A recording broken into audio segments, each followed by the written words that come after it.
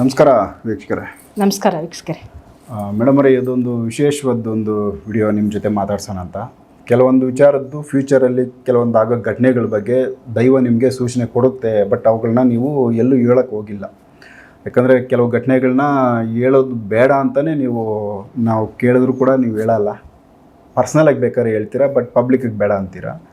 So ಈ ಒಂದು ಈಗ ನಡೀತಾ ಇರೋ ಒಂದಷ್ಟು ಯುದ್ಧ ಸನ್ನಿವೇಶಗಳು, ನಮ್ಮ ಭಾರತದ ಆರ್ಥಿಕ ಪರಿಸ್ಥಿತಿ, ಮತ್ತು ಈಗ ಗ್ಯಾಸ್ ಆಗ್ಬೋದು, ಇಂಧನಗಳಾಗ್ಬೋದು, ಎಲ್ಲದರಲ್ಲೂ ಟೈಟ್ ಆಗ್ತಾ ಇದೆ. ಮೇಯ್ನಾಗಿ ಈಗೇನು ವಾರ್ ನಡೀತಾ ಇದೆ, ಅಮೇರಿಕಾ, ಇಸ್ರೇಲು, ಇರಾನು, ಇವುಗಳಲ್ಲಿ ಆಗ್ತಾರೋ ಡ್ಯಾಮೇಜ್ಗಳು ಎಲ್ಲ ದೇಶಗಳಿಗೂ ಸುತ್ತ ಇರೋ ಇಡೀ ಜನಸಾಮಾನ್ಯರಿಗೆ ತೊಂದರೆ ಆಗೈತೆ. ದಿನನಿತ್ಯ ಅವಶ್ಯಕತೆ ವಸ್ತುಗಳು ರೇಟ್ಗಳು ಜಾಸ್ತಿ ಆಗ್ತಾಯಿದೆ. ಸೊ ಈ ಯುದ್ಧ ಎಷ್ಟೋ ಸಾವುಗಳಾಗ್ತಾ ಇದೆ. ಇದರಲ್ಲಿ ಏಕೆ ಒಂದು ಕಂಟ್ರೋಲ್ ಮಾಡೋಕ್ಕೆ ಎಷ್ಟೋ ದೊಡ್ಡ ದೊಡ್ಡ ಲೀಡರ್ಗಳಿದ್ರು, ಇದನ್ನು ಇನ್ನೂ ಸರಿ ಮಾಡೋಕ್ಕೆ ಹೋಗಿಲ್ಲ, ಇನ್ನೂ ಡ್ಯಾಮೇಜ್ ಆಗ್ತಾಯಿದೆ. ದೊಡ್ಡ ದೊಡ್ಡ ಒಂದು ಕಟ್ಟಡಗಳಾಗ್ಬೋದು, ದೊಡ್ಡ ದೊಡ್ಡ ಒಂದು ನಿರ್ಮಾಣಗಳು, ಈಗ ಇಂಧನ ಬಾವಿಗಳು, ಅದನ್ನು ಈಗ ದುಬೈ ಬಂದು ಎಷ್ಟೋ ಡೆವಲಪ್ಮೆಂಟ್ ಇತ್ತು, ಅಲ್ಲಿ ಕೂಡ ತುಂಬ ಬ್ಲಾಸ್ಟ್ ಮಾಡಿ ಹಾಕಿದ್ದಾರೆ. ಸೊ ಈ ಒಂದು ಯುದ್ಧ ಈಗಿನ ಪರಿಸ್ಥಿತಿಯಲ್ಲಿ ಏನಕ್ಕೋಸ್ಕರ ಆಗ್ತಾಯಿದೆ, ಏನಕ್ಕೆ ಇಷ್ಟೊಂದು ನಷ್ಟ, ಜನಕ್ಕೆ ಯಾಕೆ ಈ ಥರ ಒಂದು ಒತ್ತಡದ ಜೀವನ ತೊಂದರೆ ಆಗ್ತಾಯಿದೆ. ಸೊ ಭಾರತಕ್ಕೆ ಇದು ಮತ್ತೇನಾದರೂ ದೊಡ್ಡದಾಗಿ ತೊಂದರೆ ಆಗುತ್ತಾ ಮುಂದೆ? ಸೊ ಇದ್ರ ಬಗ್ಗೆ ಒಂದು ಫ್ಯೂಚರಲ್ಲಿ ಚಿಕ್ಕದಾಗಿ ಏನಾದರೂ ನಮಗೆ ಇದ್ರ ಬಗ್ಗೆ ಒಂದು ಅರಿವು ಬೇಕು. ಅದನ್ನು ತಾಯಿಯವರು ನಿಮಗೆ ಆಲ್ಮೋಸ್ಟ್ ಇದ್ರ ಬಗ್ಗೆ ಸಣ್ಣ ಪುಟ್ಟ ಒಂದಷ್ಟು ಜ್ಞಾನಕ್ಕೆ ಕೊಡ್ತಾರೆ. ಸೊ ಏನು ಹೇಳ್ಬೋದು ಮೇಡಮ್ ಇದ್ರ ಬಗ್ಗೆ? ಸರ್, ಫಸ್ಟ್ ಬಂದು ಏನಕ್ಕೆ ಯುದ್ಧ ನಡೀತಾ ಇದೆ ಅಂತ ಬಗ್ಗೆ ಹೇಳ್ತೇನೆ. ಯಾಕಂದರೆ ಎಲ್ಲ ಕಡೆಗೆ ಸ್ವಲ್ಪ ದುಷ್ಟ ಜನಗಳು ಜಾಸ್ತಿ ಆಗಿಬಿಟ್ರು. ಅವರಿಂದ ಪ್ರಪಂಚನ ಕಾಪಾಡೋದು ದೊಡ್ಡ ಕಷ್ಟ ಆಯಿತು.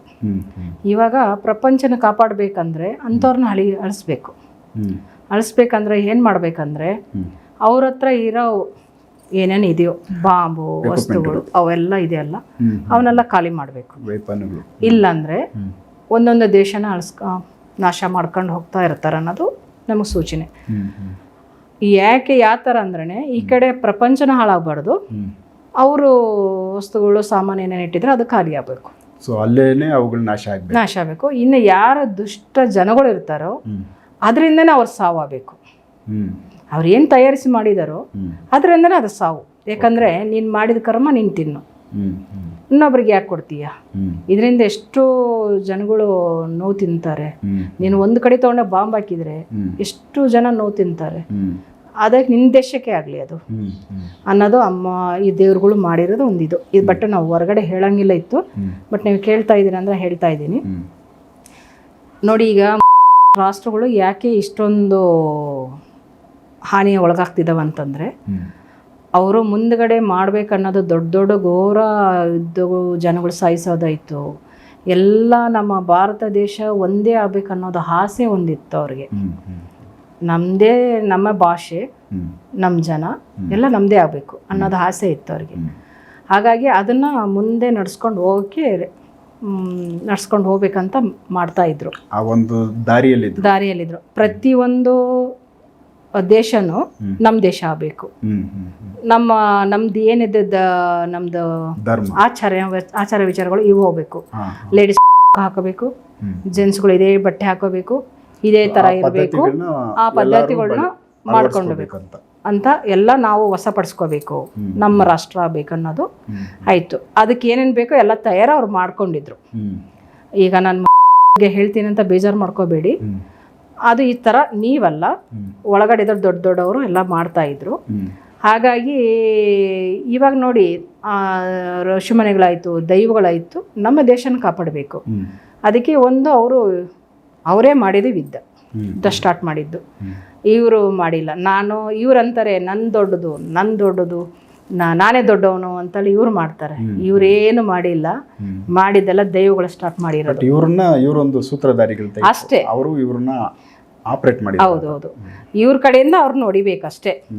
ಅದನ್ನ ಹಾಳು ಮಾಡಬೇಕು. ಯಾರ್ಯಾರು ದುಷ್ಟ ಜನ ಇರ್ತಾರೋ ಅವ್ರನ್ನ ಸಾಯಿಸ್ಬೇಕು. ಅವರಿಂದ ಮುಂದೆ ಮತ್ತೆ ಬೆಳ್ಕೊಂಡು ಹೋಗ್ಬಾರ್ದು ಅನ್ನೋದನ್ನ ಒಬ್ರೊಬ್ರು ಕ್ಲೀನ್ ಮಾಡ್ಕೊಂಡು ಬರ್ತಾ ಇದ್ರು ಒಂದು ಕಡೆಗಿಂದ. ಅದನ್ನ ಜನಸಾಮಾನ್ಯರು ಸ್ವಲ್ಪ ಸಾಯ್ತಾ ಇದಾರೆ, ಅದ್ರ ಬಗ್ಗೆ ದುಃಖ ಇದೆ. ಹಾಗಾಗಿ ಅಂಥದ್ರಲ್ಲಿನೂ ಅದು ಮಾಡ್ಲಿಕ್ಕಂದ್ರೆ ತುಂಬ ಕಷ್ಟ ಇದೆ ಮುಂದೆ. ಅಂದ್ರೆ ಇನ್ನೂ ಘೋರವಾಗಿರುತ್ತೆ. ಅದನ್ನ ಇವಾಗ ನಾಶ ಮಾಡ್ತಾ ಬರ್ತಾ ಇರೋದಕ್ಕೆ ಒಂದೊಂದೇ ದೇಶ ನೋಡಿ, ಪಾಕಿಸ್ತಾನ ತಗೊಳ್ಳಿ ಏನಾಯಿತು. ಹಾಗಾಗಿ ಪಕ್ಕದಲ್ಲಿ ಅಫ್ಘಾನಿಸ್ತಾನ ತಗೊಳ್ಳಿ, ಅವರ ಹೊಡ್ಕೊತಾ ಇದ್ದಾರೆ. ಈಗ ಎಲ್ಲ ಅವರು ಒಂದೇ ಇದ್ರು, ಅವ್ರವ್ರ ಹೊಡ್ಕೊತಾ ಇದ್ದಾರೆ, ಅಲ್ಲಲ್ಲೇ ಮಾಡ್ಕೊತಾ ಇದ್ದಾರೆ. ಅಲ್ಲೆಲ್ಲ ಯುದ್ಧಗಳು ಸ್ಟಾರ್ಟ್, ಅವ್ರವ್ರ ಜನಗಳು ಸಾಯಿಸ್ತಾ ಇದ್ದಾರೆ. ಹಾಗೆ ಅವ್ರು ಬೇರೆಯವ್ರು ಸಾಯಿಸ್ಬೇಕಾದಿದ್ರು, ದೇವ್ರುಗಳು ಮಾಡ್ತಾ ಅವ್ರ ಒಳಗಡೆನೆ ಮಾಡಿಸ್ಬಿಡ್ತು. ನೀವೇ ಮಾಡ್ಕೊಂಡು ಮಾಡಿ, ಯಾಕೆ ಬೇರೆಯವ್ರಿಗೆ ಮಾಡ್ತೀರ? ನಮ್ಮ ಭಾರತ ದೇಶಕ್ಕೆ ಏನು ಆಗಲ್ಲ ಸರ್. ಅವ್ರ ಕಡೆಯಿಂದ ನಮ್ಮ ಭಾರತ ದೇಶನ ರಕ್ಷಣೆ ಇದೆ. ಅವ್ರ ಕಡೆಯಿಂದ ಏನು ಮಾಡಲಿ, ಯಾಕಂದ್ರೆ ಅಷ್ಟು ದೈವ ಪೂಜೆ ಮಾಡ್ತಾರೆ ಇಲ್ಲಿ ಜನ. ಅಷ್ಟು ಭಕ್ತಿ, ಅಷ್ಟು ಪೂಜೆ, ಅಷ್ಟು ಜಾತ್ರೆಗಳು, ಉತ್ಸವಗಳು, ಅಷ್ಟು ದೇವ್ರಿಗೆ ಬಳ ಕೊಟ್ಟಿದ್ದಾರೆ ಇಲ್ಲಿ ಏನು ಮಾಡೋಕ್ಕಾಗಲ್ಲ. ಬಟ್ ಬೇರೆ ದೇಶಗಳೆಲ್ಲ ಹಾಳಾಗ್ತಾ ಬರ್ತಾ ಇರೋದನ್ನ ತಡೀತಾ ಇದ್ದಾರೆ. ಎಲ್ಲಿ ಜಾಸ್ತಿ ಏನೋ ದುಷ್ಟ ಜನಗಳಿದ್ದಾರೆ ಅಂಥ ಕಡೆ ಬಾಂಬ್ ಇದು ಅವ್ರನ್ನ ಒಬ್ರೊಬ್ರನ್ನ ಮುಗಿಸ್ಕೊಂಡು ಬರ್ತಾ ಇದ್ದಾರೆ ಹೊರತು ಇದು ಯುದ್ಧ ಅನ್ನೋದು ಹಿಂಗಪ್ಪ ಹಂಗಪ್ಪ ಅಂದ್ಕೊಂಡು ನಾವು ಇದು ಮಾಡೋದಿಲ್ಲ. ದುಷ್ಟ ಜನಗಳು ಅಳಿಸ್ಕೊಂಡು ಹೋಗ್ತಾ ಇದ್ದಾರೆ, ಮತ್ತು ಇನ್ನೇನು ಕ್ಲೀನ್ ಮಾಡ್ತಾ ಇದ್ದಾರೆ. ಸೊ ಇದು ನಡೀತೆ, ಮುಂದೆ ನಡೀತೆ. ಸೊ ಇದು ಇನ್ನು ಮುಂದೆ ಅಂದ್ರೆ ಇದೇ ತರ ನಡೀತಾ ಹೋಗುತ್ತೆ. ಹೌದೌದು, ಇನ್ನೂ ನಡೀತೆ, ಮುಂದೆ ಇನ್ನೂ ಇದೆ, ಇನ್ನೂ ಕ್ಲೀನ್ ಮಾಡೋದಿದೆ, ಇನ್ನೂ ಕ್ಲೀನ್ ಮಾಡ್ತಾರೆ. ನಮಗೆ ಅದೆಲ್ಲ ಹೇಳಲ್ಲ, ಯಾಕಂದ್ರೆ ನಾವು ಹೇಳಿದ್ರು ನಾವು ಹೊರಗಡೆ ಹೇಳಂಗಿಲ್ಲ. ಅದು ಹೇಳಿದ್ರು ಅದು ಮುಂದೆ ನಡೀಲಾರ ಥರ ಮಾಡ್ತಾರೆ ಅವರು ದೈವಗಳು. ನೀನು ಹೇಳ್ಬಿಟ್ಟು ಹಾಗಾಗಿ ಸುಳ್ಳಾಗುತ್ತೆ. ನೀನು ಹೇಳೋದು ಸುಳ್ಳಾಗಬೇಕು, ಸುಳ್ಳು ಮಾಡ್ತೀನಿ ನಾನು ಅಂದ್ಬಿಟ್ಟು ಮಾಡ್ತಾರೆ. ಅದಕ್ಕೆ ನಾವು ಹೇಳಿದನ್ನ ಅವಾಗ ಅವ್ರ ಮೊನ್ನೆ ಸುಳ್ಳು ಹೇಳಿದ್ರು, ಈ ಸರಿನೂ ಸುಳ್ಳೇ ಬಿಡು ಅಂತ ಅದು ಮಾಡ್ತಾರೆ. ನಂಬಿಕೆ ಅನ್ನೋದನ್ನ ಸುಳ್ಳು ಮಾಡ್ತಾರೆ. ಹಾಗಾಗಿ ನಾವು ಅದನ್ನ ಹೊರಗಡೆ ಹೇಳಂಗಿಲ್ಲ. ಬಟ್ ಇವಾಗ ಏನು ನೀವು ಇಷ್ಟ ಕೇಳ್ತಾ ಇದಕ್ಕೆ ನಾನು ಹೇಳ್ತಾ ಇದ್ದೀನಿ. ಬಟ್ ಕ್ಲೀನ್ ಮಾಡ್ತಾರೆ ಅನ್ನೋದು ಮಾತ್ರ ಹೇಳ್ತೀನಿ ಅಷ್ಟೇ. ಯಾವ ಒಂದು ಹಂತಕ್ಕೆ ಹೋಗುತ್ತೆ ಈ ಒಂದಷ್ಟು ಯುದ್ಧಗಳೆಲ್ಲ ಮುಗಿಯೋದ್ರೊಳಗಡೆ ಎಲ್ಲರೂ ಹೇಳ್ತವ್ರೆ ಭಾರತ ಬಂದು ಇವತ್ತು ಒಂದು ಒಳ್ಳೆ ಸ್ಥಾನಕ್ಕೆ ಹೋಗ್ತಾ ಇದೆ ಅಂತ. ಸ್ಪೆಷಲಿ ಈಗ ಭಾರತ ನಂಬರ್ 1 ಬರುತ್ತೆ ಸರ್. ಯಾರು ಹೇಳಿ ಬಿಡ್ಲಿ, ನಂಬರ್ 1 ಬಂದು ನಿಂತ್ಕೊಳ್ಳುತ್ತೆ. ಸತ್ಯಯುಗ ಈಗೆಲ್ಲ 2030-35ನೇ ಇಸ್ವಿ ಈ ಒಂದು ಆಸುಪಾಸಲ್ಲಿ ತುಂಬಾ ಒಂದಷ್ಟು ಬದಲಾವಣೆಗಳಾಗ್ಬಿಡುತ್ತೆ. ಇಲ್ಲೇನೆ ಸತ್ಯಯುಗ ಕಾಣಿಸುತ್ತೆ. ಇವೆಲ್ಲ ಒಂದಷ್ಟು ಹೊರಗಡೆ ವಿಚಾರ ಹೇಳ್ತಾರೆ. ನಿಮ್ಗೇನಾದರೂ ಇದರದ್ದು ಸತ್ಯಯುಗ ಸ್ಟಾರ್ಟ್ ಆಗಿದೆ ಸರ್. ಸ್ಟಾರ್ಟ್ ಆಗಿ ಆಗಲೇ ಎಷ್ಟೋ ವರ್ಷ ಆಗೋಯ್ತು. ಸ್ಟಾರ್ಟ್ ಆಗಿದೆ, ಬಟ್ ಯಾರಿಗೂ ಗೊತ್ತಾಗ್ತಿಲ್ಲ. ಅದಕ್ಕೇನೆ ಇದೆಲ್ಲ ಕ್ಲೀನ್ ಮಾಡ್ತಾ ಇರೋದು. ಸತ್ಯಯುಗ ಸ್ಟಾರ್ಟ್ ಆದ್ಮೇಲೆ ಇದೆಲ್ಲ ಕ್ಲೀನ್ ಆಗ್ತಾ ಇರೋದು. ಬಂದಿಲ್ಲ ಸರ್, ಇನ್ನೂ ಮಾಡ್ತಾ ಈಗ ಸ್ಟಾರ್ಟ್ ಆಗಿದೆ ಅಲ್ವಾ. ಈ ಫಸ್ಟ್ ಹೆಂಗೆ ಹೋಗ್ತಾ ಇರ್ಬೇಕು. ಒಂದು ಕಡೆಯಿಂದ ಕ್ಲೀನ್ ಮಾಡ್ಕೊಂಡು ಹೋಗ್ತಾ ಇದ್ದಾರೆ. ಇದು ಸತ್ಯಯುಗ ಸ್ಟಾರ್ಟ್ ಆಗಿದೆ ಅಂತ. ಸ್ಟಾರ್ಟ್ ಆಗಿದೆ, ಇನ್ನೂ ಆಗುತ್ತೆ, ಕ್ಲೀನ್ ಮಾಡ್ಕೊಂಡು ಹೋಗ್ತಾರೆ. ಇನ್ನೊಂದು ನೋಡಿ, ಇವಾಗ ಆ್ಯಕ್ಚುಲಿ ಬಂದು ಚೈನಾ ಇದೆಯಲ್ಲ ಸರ್, ಅದಕ್ಕೆ ಏಟ್ ಬಿಡ್ಬೇಕಾಗಿತ್ತು, ಸಿಕ್ಕಾಪಟ್ಟೆ ಏಟ್ ಬಿಡ್ಬೇಕಿತ್ತು. ಬಹಳ ಬುದ್ಧಿವಂತರು ಅವರು. ಇದೆಲ್ಲ ತಿಳ್ಕೊಂಡು ಸೈಲೆಂಟಾಗಿ ಬೇಡಪ್ಪ ಅಂತ ದೂರ ಸರ್ಕೊಂಡು ಹೋದ್ರು. ಆ್ಯಕ್ಚುಲಿ ಅವ್ರಿಗಿತ್ತು ಏಟು ಸರಿಯಾಗಿ, ಅವ್ರು ತಪ್ಸ್ಕೊಂಡ್ಬಿಟ್ರು. ಅವ್ರು ಬೇಡ, ಇದು ಗೊತ್ತಾಗ್ಬಿಡ್ತು ಅವ್ರಿಗೆ. ಯಾಕಂದ್ರೆ ನಮ್ಮ ಭಾರತದಲ್ಲಿ ಇರೋದ್ರ ಎಷ್ಟೋ ಬುಕ್ಸ್ಗಳು ಅವ್ರ ಹತ್ರ ಇದೆ, ಅದರಲ್ಲೇ ತಿಳ್ಕೊಂತಾರೆ. ಹೌದೌದು. ಹಾಗಾಗಿ ವಿಚಾರಗಳು ಇಲ್ಲಿಂದ ಫಾಲೋ ಮಾಡ್ತಾನೆ ಇದ್ದಾರೆ ಈಗಲೂ ಕೂಡ. ಅವ್ರು ಭಾಳ ಹುಷಾರಿಂದ ತಪ್ಸ್ಕೊಂಡ್ರು. ಇದು ಪಾಕಿಸ್ತಾನ ಆಗಿದ ತಕ್ಷಣ ಅವ್ರದೇ ಇತ್ತು, ಅವ್ರು ತಪ್ಸ್ಕೊಂಡ್ಬಿಟ್ರು. ಹೆಂಗೆ ತಪ್ಸ್ಕೊಂಡ್ರು ಅಂದ್ರೆ ಅವ್ರಿಗೆ ಸೂಚನೆ ಇಲ್ಲಿ ನಮ್ಮ ಭಾರತ ದೇಶದಿಂದನೇ ಸೂಚನೆ ಹೋಗುತ್ತೆ ಅವ್ರಿಗೆ. ನಮ್ಮ ಈ ಋಷಿಮುನಿಗಳು ಇರ್ತಾರಲ್ಲ, ಅವರು ಎಲ್ಲೇ ಒಂದು ಕಡೆಗೆ ಸೂಚನೆ ನಮ್ಮ ಇಂಡಿಯಾದವ್ರಿಗೆ ಹೇಳಿರ್ತಾರೆ. ಅವರು ಸುಮ್ಮನೆ ಇರೋದು ಬಿಟ್ಬಿಟ್ಟು ಅಲ್ಲೇ ಹೇಳ್ಬಿಟ್ಟಿರ್ತಾರೆ, ಈ ಥರ ಇದೆ ಅಂತ ಸರಿಯಾಗಿ ಹುಷಾರಾಗಿರಿ ಮುಂದೆ ಅಂತ ಹೇಳ್ಬಿಡ್ತಾರೆ. ಅವಾಗಾಗಿ ಅದರಿಂದ ಅವ್ರು ತಪ್ಸ್ಕೊಂಬಿಟ್ರು. ಇಲ್ಲಾಂದ್ರೆ ಅವ್ರಿಗೆ ಸರಿಯಾಗಿತ್ತು ಸರ್. ನಮ್ಮ ಇಂಡಿಯಾ ಕಡೆಗಿಂದ ಸರಿಯಾಗಿ ಇಟ್ಬಿಡೋದಿತ್ತು ಅವ್ರಿಗೆ. ತಪ್ಸ್ಕೊಂಡ್ರು ಅವರು, ಅದೊಂದು ತಪ್ಸ್ಕೊಂಡ್ರು. ಆದರೂ ಬಿಡೋದಿಲ್ಲ, ಅದು ಕ್ಲೀನ್ ಮಾಡುತ್ತಾರೆ. ಆಗುತ್ತೆ.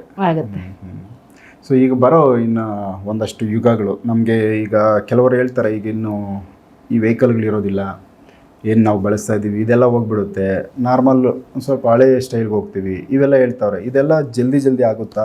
ಇನ್ನೂ ತುಂಬ ವರ್ಷಗಳು ಬೇಕಾಗುತ್ತಾ? ಇಲ್ಲ ಸರ್, ಇನ್ನೂ ತುಂಬ ವರ್ಷ ಬೇಕು. ಇಷ್ಟು ಬೇಗ ಆಗೋದಿಲ್ಲ, ಇನ್ನೂ ಟೈಮ್ ತೊಗೊಳುತ್ತೆ. ಇನ್ನೂ ಎಲ್ಲ ಕ್ಲೀನ್ ಆದಮೇಲೆ ಇವನ್ನೆಲ್ಲ ತೆಗಿತಾರೆ. ಅಲ್ಲಿ ಗಂಟನೂ ಮಾಡೋದು. ಯಾಕಂದರೆ ಒಂದೊಂದು ಸ್ಟಾಪ್ ಮಾಡ್ಕೊಂಡು ಬರ್ತಾರೆ. ಇವಾಗ ನೋಡಿ, ಪೆಟ್ರೋಲ್ ಸ್ಟಾಪ್ ಮಾಡ್ತಾರೆ. ನೀನು ಗಾಡಿ ಪೆಟ್ರೋಲ್ ಆದ್ರೆ ತಾನೇಪ್ಪ ಗಾಡಿ ಓಡಿಸ್ತೀಯಾ? ಇಲ್ಲಾಂದ್ರೆ ಹೆಂಗೆ? ಇವಾಗ ಸ್ಟಾಪ್ ಮಾಡಲ್ಲ, ಮುಂದೆ ಇದೆ ಅದು. ಆವಾಗ ಒಂದು ಇವಾಗ ನೋಡಿ, ನಮಗೆ ಗಾಡಿಗೆ ಅಂದರೆ ಪೆಟ್ರೋಲ್ ಬೇಕು, ಇದು ಎಲೆಕ್ಟ್ರಿಕ್ ಗಾಡಿ ಅಂದರೆ ಕರೆಂಟ್ ಬೇಕು, ಅದನ್ನು ಕಟ್ ಮಾಡ್ತಾರೆ ಮುಂದೆ. ಇವಾಗಲ್ಲ, ಇನ್ನೂ ತುಂಬ ದಿನ ಇದೆ, ನಾವು ಹೇಳಂಗಿಲ್ಲ ಅದು. ಆಮೇಲೆ ಪೆಟ್ರೋಲ್ ಸ್ಟಾಪ್ ಮಾಡ್ತಾರೆ. ಅವಾಗಿಲ್ಲ ಅಂದ್ರೆ ಕಾಲು ನಡೀತಾನೆ, ನಡ್ಕೊಂಡು ಹೋಗೋ ಸೈಕಲ್ಲು, ಎತ್ತಿನ ಗಾಡಿ, ತಿರುಗಿ ಅದೇ ಬಂತು. ಸೊ ಸುಮಾರು ವರ್ಷಗಳು ಬೇಕು. ಅದಿನ್ನೂ ಸುಮಾರು ವರ್ಷ ಬೇಕು, ಇವಾಗಲೇ ಆಗೋದಿಲ್ಲ. ಇನ್ನೂ ಸುಮಾರು ವರ್ಷ, ಇನ್ನೂ ಕಂಪ್ಯೂಟರ್ ಯುಗ ಇನ್ನೂ ಜಾಸ್ತಿ ಇದೆ.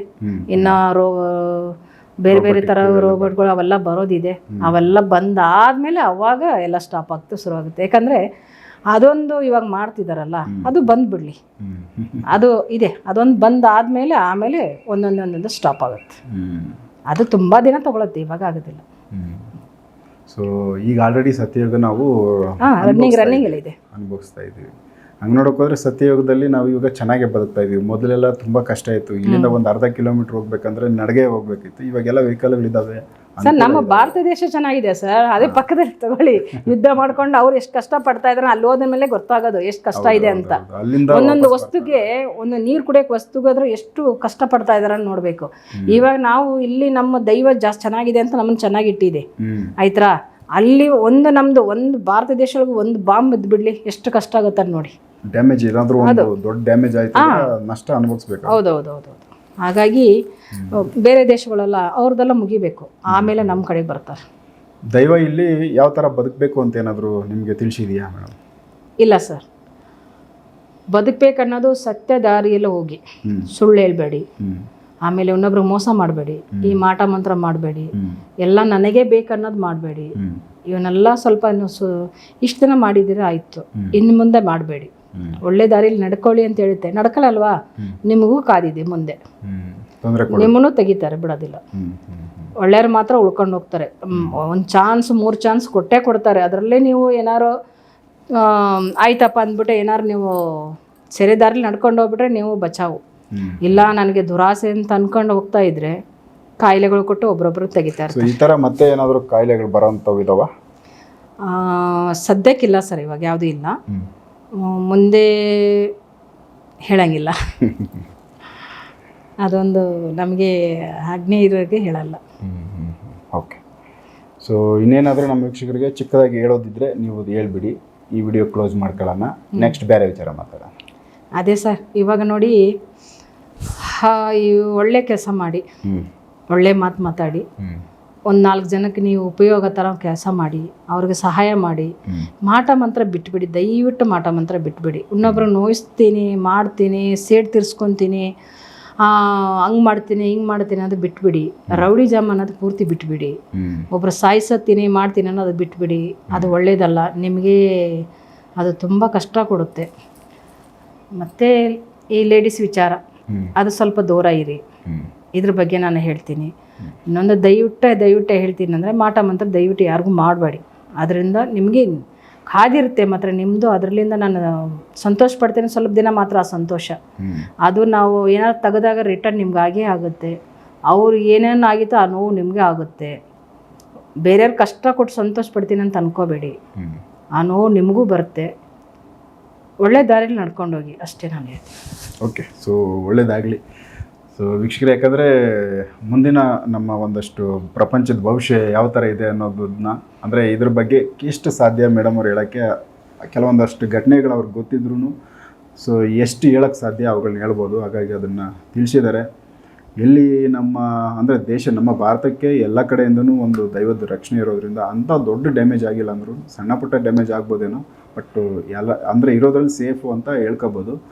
ಬೇರೆ ದೇಶಗಳು ನಾವು ನೋಡ್ತಾ ಇದ್ದಂಗೆ ನಮ್ಮ ಸುತ್ತಮುತ್ತ ಎಲ್ಲ ಎಷ್ಟು ಡ್ಯಾಮೇಜ್ ಆಗ್ತಾ ಇದೆ, ಎಷ್ಟು ದೊಡ್ಡ ದೇಶಗಳು ಇವತ್ತು ಎಂಥ ಪರಿಸ್ಥಿತಿಗೆ ಬಂದಿದ್ದಾವೆ. ಒಂದು ಸುತ್ತು ಊಟಕ್ಕೂ ಕಷ್ಟಪಡ್ತಾ ಇದ್ದಾರೆ, ಔಷಧಿಗಳಿಲ್ಲ, ವೆಹಿಕಲ್ಗಳು ಟ್ರಾವೆಲ್ ಮಾಡೋಕ್ಕೆ, ಉದ್ಯೋಗ ಆಗ್ಬೋದು, ಪ್ರತಿಯೊಂದರಲ್ಲೂ ಸಂಕಷ್ಟಗಳು ಕಣ್ಣಿಗೆ ಕಾಣಿಸ್ತಾ ಇದ್ದಾವೆ.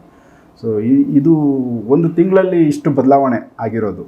ಯಾಕಂದರೆ ಒಂದು ತಿಂಗಳಿಂದೆ ರಾಜರಂತ ಬದುಕಿದ್ದು ದೇಶಗಳು 1 ತಿಂಗಳಾದ ಮೇಲೆ ಇವತ್ತು ಯಾವ ಥರ ಐತೆ ಅನ್ನೋದನ್ನು ನಾವು ನೋಡ್ತಾ ಇದ್ದೀವಿ.